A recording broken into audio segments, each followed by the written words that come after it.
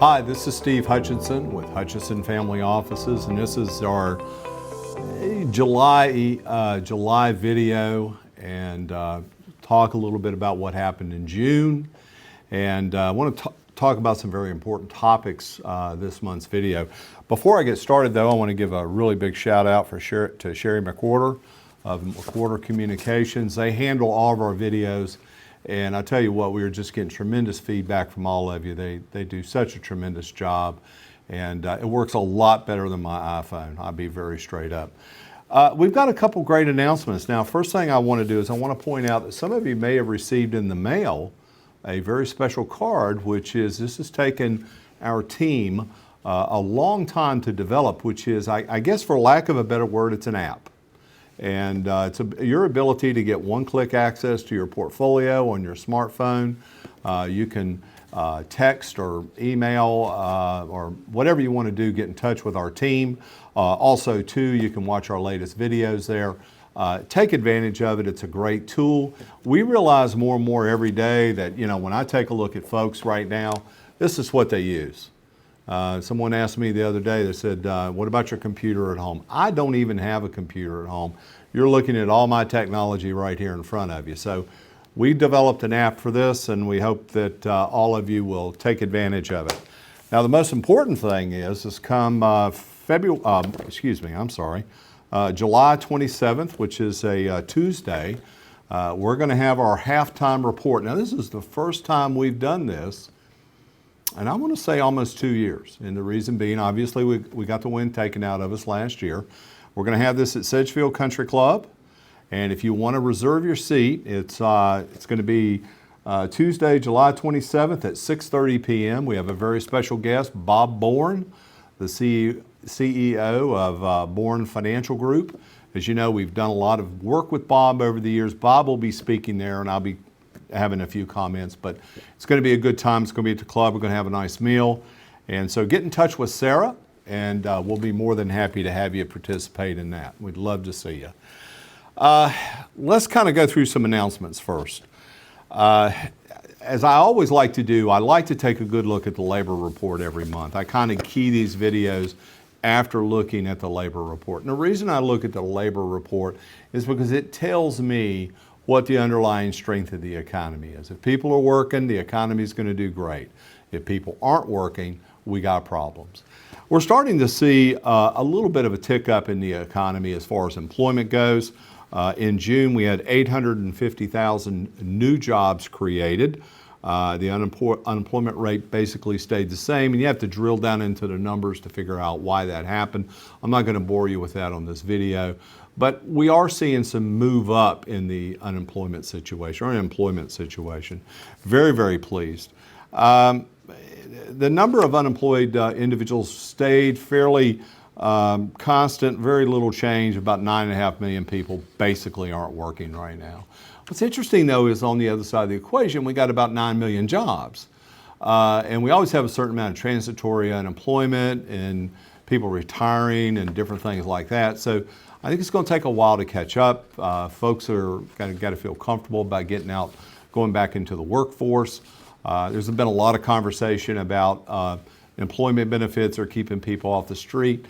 Maybe, maybe not. I can't cite any studies on that. I think mostly at this point I've just seen opinion, and you know how I feel about opinions. So bottom line is the employment situation is continuing to improve, and we're coming out of this pandemic much in the same way we came out in the 06 to 08 financial collapse in the banking industry. This is obviously a lot more treacherous. Hundreds of thousands, millions of people worldwide have died, but bottom line is we're restoring our economy, and I think we feel very good about that right now. The other thing that drives my curiosity a lot, and you can see I'm sitting here having my energy drink for the day, and after I read through the Federal Reserve reports, that's enough to make anyone keep from falling asleep. So I drink this to kind of stay awake. But interest rates, the Federal Reserve kept interest rates relatively unchanged. What we're watching for is inflation transitory? By that meaning, are prices a little high now because the supply hasn't caught up with the demand? Remember, a lot of folks were locked down. They weren't going anywhere. They weren't doing things. And even though they were working and getting paid, working at home or whatever it might be, they never missed a paycheck, some folks, they just didn't have anywhere to spend the money. So now they're getting out spending the money, so we're starting to see increases in consumer goods. And, is the inflation rate, as the Federal Reserve says, transitory? Now, that doesn't really give us a good time frame. There are schools of thought. Some people feel that it will be lasting till the middle of next year. There are other economists that I follow that say it could be for another year. We don't know yet until we see supply chains increase. The second thing is taper. In my last video, I discussed tapering. I believe that you're going to hear more and more about taper. If you watch the financial news, which you should from time to time, get you one of these, keeps you awake. Listen to key words like taper. And if you're hearing taper, what you're hearing is will the Federal Reserve quit or slow down its buying of government securities on the open market? And in effect, when they do that, that pushes down interest rates, okay? It pushes it down because it creates an artificial demand for it. Remember, the Fed just makes up money as they go along. They don't have money, they just kind of make it up. So we have that. The other thing that we've got is I think we're a long way off of this, and I talked about this last month's video, is the trillions of dollars they have on their balance sheet. When are they going to start unloading that? Because eventually that money's got to go somewhere. Those bonds do mature, so it's going to be interesting to see how this tapering and how the Fed gets its balance sheet in line. We're in a situation I've never experienced, and I don't think no one has. I mean, this is a very unique situation when we have the Federal Reserve with a tremendous balance sheet. So we're wondering how they're going to do that. Talk about inflation. Today, when this video was put together, inflation was reported up 5.4%. Now that's the biggest gain since 2008. So think about it. That's the last time we had a really serious recession in this country, the 2008 recession. I mean, we just had a newly elected president.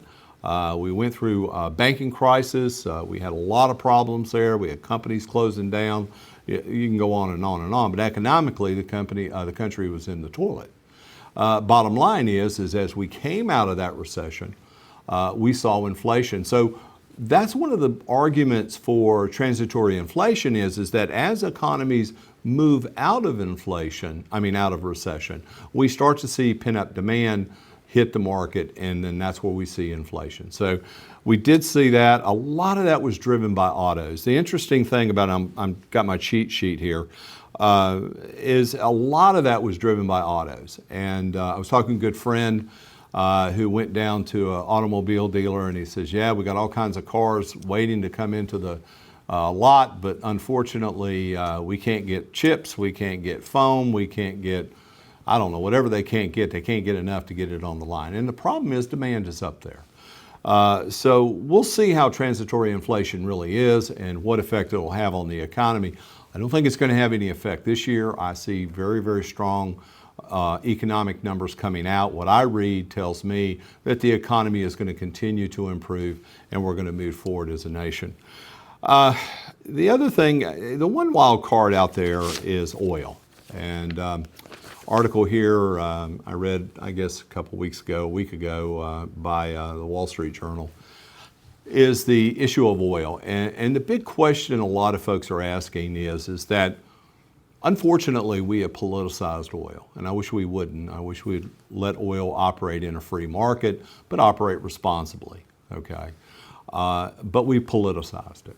And so the new president came in, one of the first things he did was stop drilling on federal lands, eliminate Keystone Pipeline, stop fracking, all these other things, which has an impact on supply in the United States, which makes us, unfortunately, more dependent upon foreign sources for oil.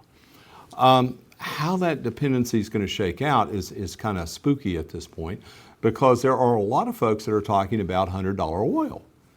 Now, I have a little thing here I'm looking at right now, and I'm looking at the 70-year chart of oil prices.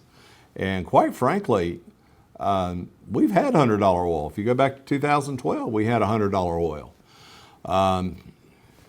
So nobody's immune from it. If we do have $100 oil, what impact is that going to have on the economy? Obviously, it's going to take money out of people's pockets for buying gasoline and fueling industry and things of that nature, but we remain to be seen. Right now, oil prices have gone up. I think, what is the number I'm looking at? Yeah, 52% this year so far. So, oil prices have moved quite significantly. The current administration put a little bit of pressure on the Saudis to get their act together so they can pump oil, because politically he don't want things to go look bad here in this country. So, we got to balance all that out. And this is something very interesting, but we'll keep our eye on it. Is it a time to invest in oil? I think most of the oil companies, we own one oil company in the portfolios we manage. We're pretty comfortable with the valuation. Todd and I have gone through that number of times, and we feel good about it now. Would I enter into it now? I think maybe the market's a little frothy, and I don't think I would really move on that. Let's talk about stock markets or financial markets and volatility. We're going to continue to see volatility, particularly as we lean into the summer. Earnings season is starting to finish up. We're starting to see some companies coming out with good earnings. When you're hearing earnings, I think the one thing you got to hold in reflection is not how well they did last year, but how well they did compared to 2019. So we're really looking at 2019 versus 21 numbers, because 2020 was an anomaly as far as some corporations were. So we're kind of, that's why we're not seeing a lot of these stocks pop. Oh, great earnings, and boom. I think a lot of people are looking for that stability in earnings, but we still believe the financial markets look very solid, and we're very happy with the result of the financial markets so far this year. S&P is up significantly. Our portfolios are maintaining benchmarks, and we feel very comfortable with everything at this particular point, although we're very conservative in our selection of companies. We're not flyers. I always like to also talk about housing a little bit. We're starting to see a pause in housing, which is good. We saw lumber prices get way up. Now they're starting to come back down. Yes, there's a big demand for houses, but I was talking to someone today who was talking about someone got an offer for their home for a really nice price, and they said, well, yeah, that sounds good, but where am I going to go? So there's not a lot of places to go right now. And am I buying at the top of the market? What's going on? So I think we might see the housing market cool off a little bit, which would be nice for the economy. Wouldn't work for a lot of stocks, but some of our companies like Sherwin-Williams and stuff might get pinched a little bit, but we still feel pretty comfortable. Overall, we're very happy about the way things are going. I do want to, I always like to highlight a company. My company this month is Tesla. I love Tesla. I think Elon Musk is, I'm a fan of Elon Musk. I'm not a big excitable guy over him, but I like to hear him talk. I like to hear his energy. I like to see him really, his visionary attitude. I like to see that, and that's a great thing. Tesla has just released the automated driving for around town. They've had it for freeways.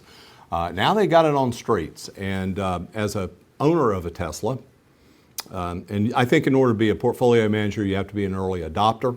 So I eat at Chipotle. I drive Teslas.